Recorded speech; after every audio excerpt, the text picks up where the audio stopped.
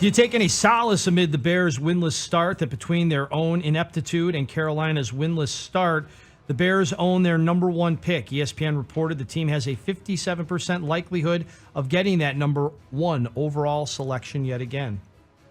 No solace in that. I mean, it's way too early in the season to be counting your chickens before they hatch. I think that soon enough, if this continues, the Bears will be talking about. We'll have to do like a weekly, number one pick worthy selection. We'll have to break down the quarterbacks. I know there are two that everybody loves. Is there a third one in there that we ought to talk about?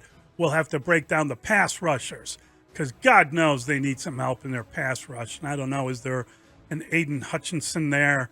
But they need that guy or someone of that ilk.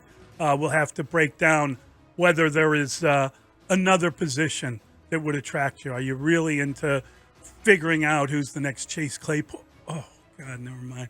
But there are some receivers out there. I can't go there yet.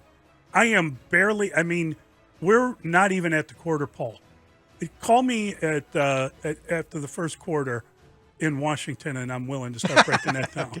But until then, you answer this Thursday night. Thursday between quarters. Okay. But yeah, I hate that we're talking about it. I hate that it's even a possibility.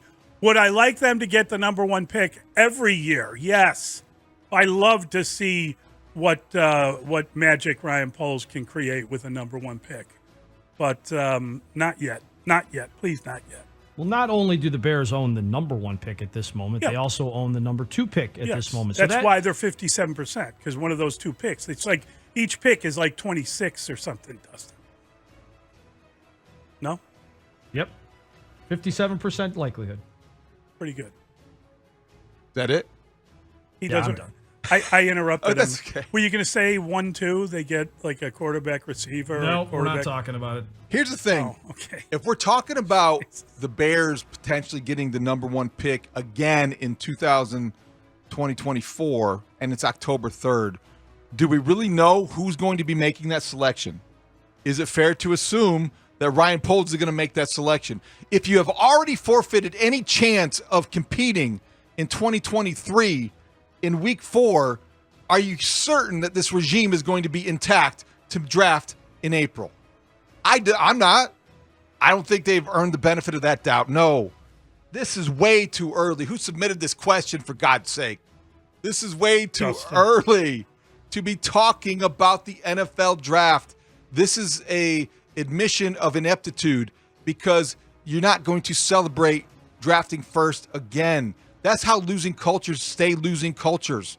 They master the art of losing.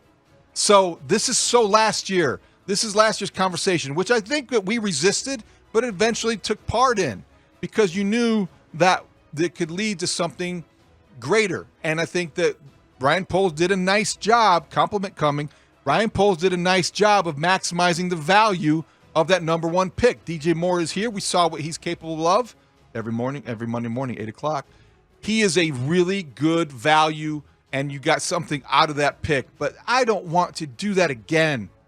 You want to take solace out of something? The Bears need to go on a winning streak. Remember what that looks like? A winning streak. You have to win a game, win one, then start stacking them.